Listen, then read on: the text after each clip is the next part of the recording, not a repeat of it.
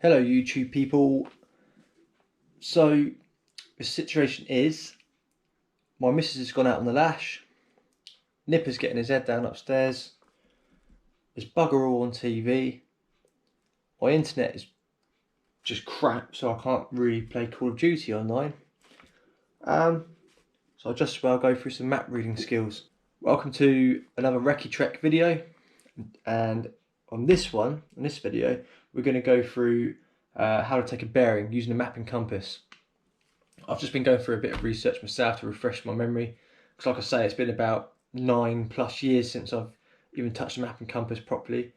So I've just gone through it and refreshed my memory, which I'm glad I did, because there are several key points within this video which you're going to need to know. It might be worth taking out some sort of notepad and pen. Cool, let's tear into it.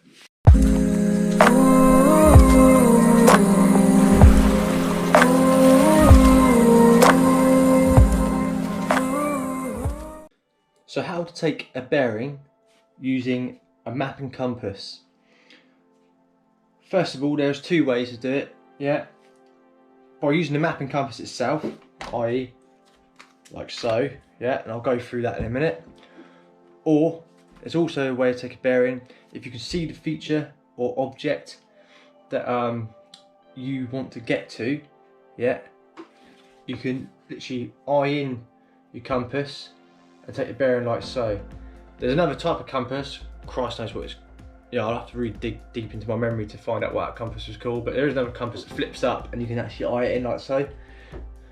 But that's the two ways to take a bearing. There's by the map and compass and by visually seeing your objective. And the reason you might say, what's the point of taking a bearing if you can see it? Well, I've been in situations before where between me and the objective, the weather's changed like that, and then I've gone from being able to see the objective to not being able to see no more than 25 meters in front of me. All right, so let's get into it. Okay then, so I'm using a 1 in 25,000 map, 1 in 25,000 scale map of the Isle of Wight yet again. Right, okay, so the first thing we need to take note of when it comes to taking a bearing with a map and compass is that on your compass, just above the magnifying glass, there is a directional travel arrow. That is key. And also above that, for nighttime purposes, under the cover of darkness, there's a glow stick to denote the same direction of travel. So the way you do it, let's just say then that we were, for the purpose of this video, at Carisbrooke Castle car park, and we wanted to end up here at White Lane Farm, small cluster of buildings. All right, so point A is Carisbrooke Castle car park, point B would be White Lane Farm. Okay, using either edge of your compass, it doesn't matter which edge, either the left edge or the right edge, obviously not top and bottom, either left or right. You want to line that through from point A, which is Carisbrooke Castle car park on this scenario, to point B, White Lane Farm, like so. Now, as long as the edge of your compass stays on those points through point A to point B, it doesn't matter, because all you want to do is get it so that these lines within inside the circle of the compass are somewhere where you can see the northings, the blue lines. I've done another video about northings and these things. I'll put that up in the link in the top right hand corner. So the blue lines, you want to be able to see them through the compass because they're critical to getting your bearing. Now, so I've lined my edge of my compass up from point A to point B, like so. I can see my blue northing line going up through the compass there. Now with the lines within inside the compass circle, all I want to do, is get that, see that arrow inside the compass? You want that going grid north, so i.e. north with the map, so that grid line on the map, the northings, heading north that way, that arrow inside the compass also wants to be going north, and the lines inside the compass need to line up with the lines on the map. Okay, does that make sense? Like so. Like I say, you can move that along the line until you get it right. So as you can see, yeah, I've got my edge of my compass touching point A and touching point B. I've got my lines inside the compass with the arrow there going the same direction as the map northings. Yeah, it's all going, all the lines are married up. That has given me, yeah, and my directional travel arrow is heading that way because that's the way I'm going. If we're at point A and want to get to point B and we're going that way, my arrow is there. All right. That has given us a bearing. I'll show you. So our bearing is about 440. Yeah, it's about 440. The point to note when taking a bearing, you also need to take into account declination. I can't say that word, so I'm going to pretend I can and continue. The declination, okay? What that is basically, we've just taken a bearing, yeah, for true north. True north, yeah, is where the map is orientated to the ground, yeah, and the northings on the map are heading north, right? That's true north, i.e. to bloody the North Pole, if you like, yeah, Santa's Grotto. But the compass is going to give you magnetic north, and typically, depending on the date of your map, there's about a 2 degrees difference. So that could really mess you up over a long distance. Depending on how far you're going, your bearing, that bearing, if you don't adjust for the declination between true north and magnetic north, that could throw you out massively. So, we've got a bearing. We now need to take into account that there's magnetic north. So, the way you do that is like this. So at the bottom of your map on the key, yeah, you'll see your diagrammatic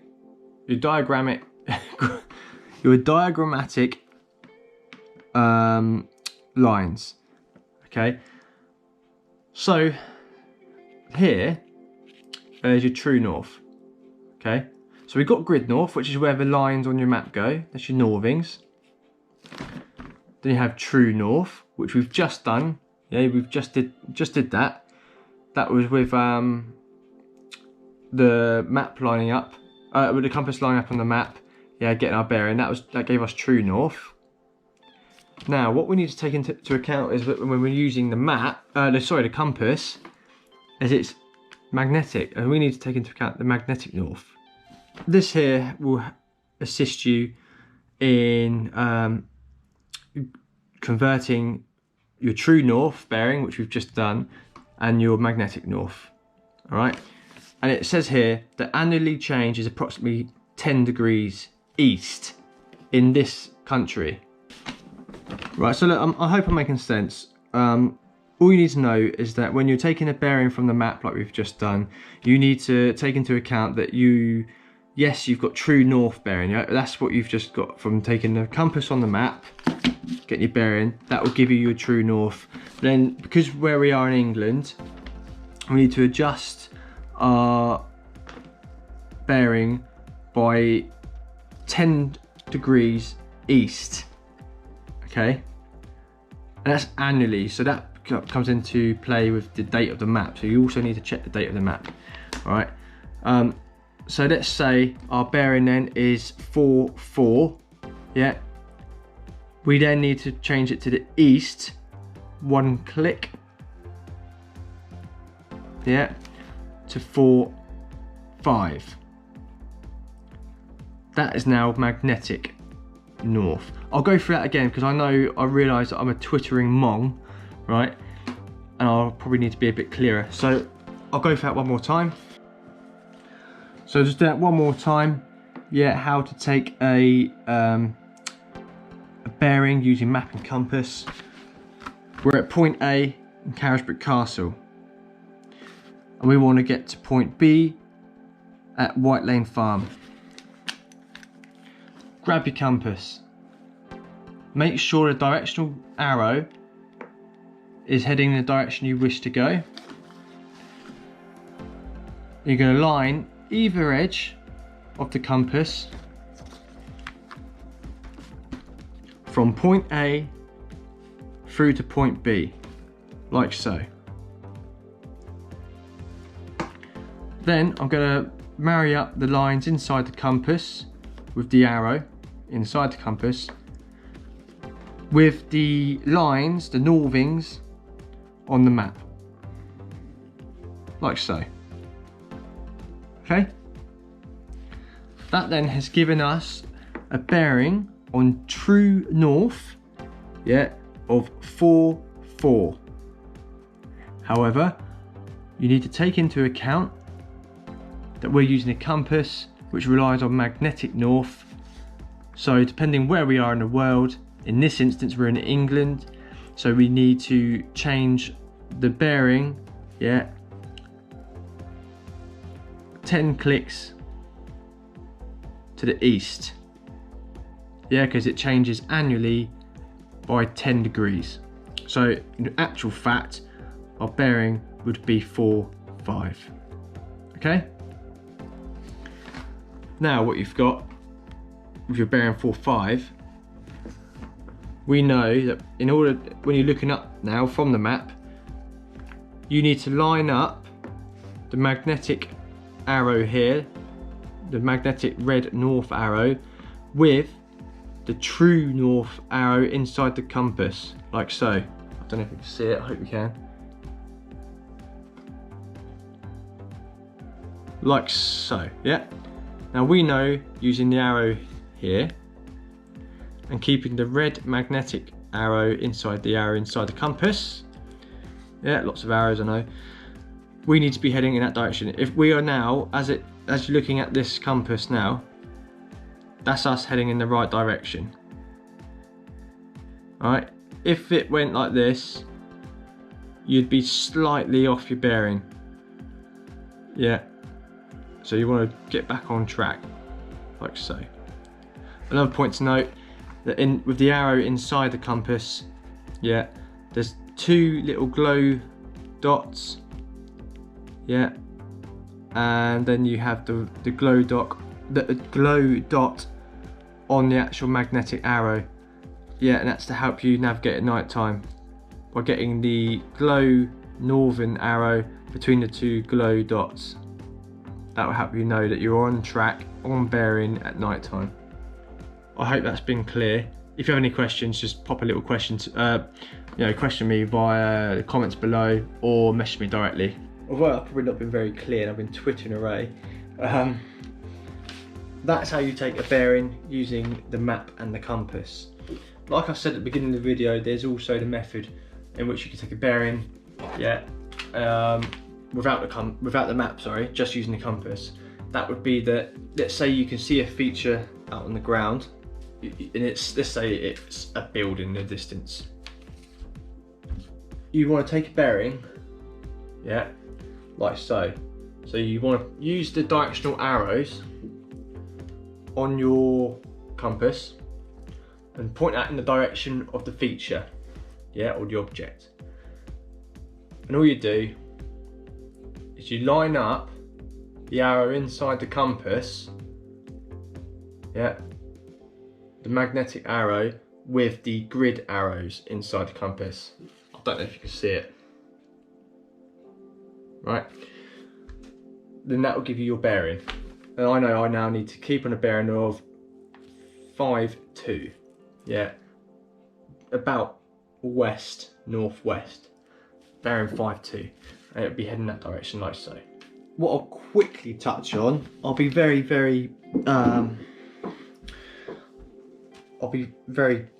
basically touch on it, okay? If you ever get into a situation when you've got a bearing, yeah, and you feel like you've made a mistake, yeah, ICE, ICE, individual compass error, remember that. If you feel like you've somehow gone wrong, yeah, and maybe you've made a mistake, but you know that the previous location you're at where you took that bearing from originally, you know exactly where you were, you can do what's called a back bearing. So for instance, I know that, let's keep it simple. Yeah, you just happen to be traveling north, yeah, and you've realised this ain't right. What's on the map isn't marrying up with what's on the ground here. I think I've made a mistake. I need to go back to point A and just do a little nav check and check my bearing, make sure I've not stepped off in the wrong direction or whatever. So in order to get back to where you were, if you haven't gone too far, just turn around and go back to where you were if you can still see it. But let's say you've really stuffed this up. All you got to do is turn the compass 180 degrees.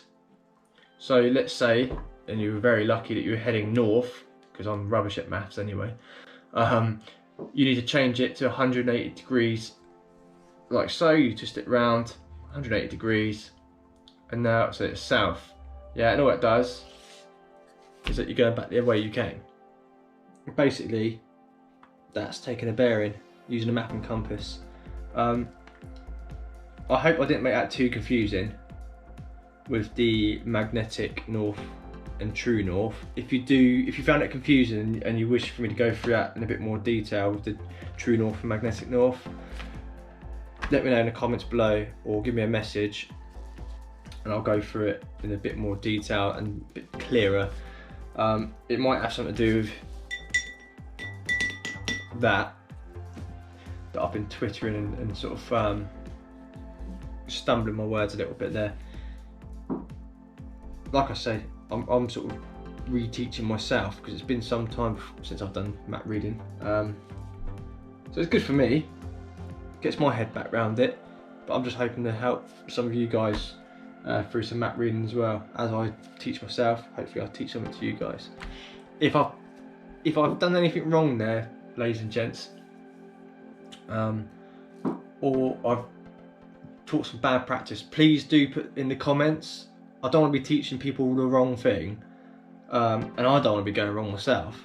So if there's something that I've not quite got right there, or if there's something that or if there's a better way to do it, please don't hesitate to mention in the comments. I'm sure you won't hesitate anyway, but mention in the comments or give me a message and just put things right, because I don't want to be messing other people up, and it will help me out as well.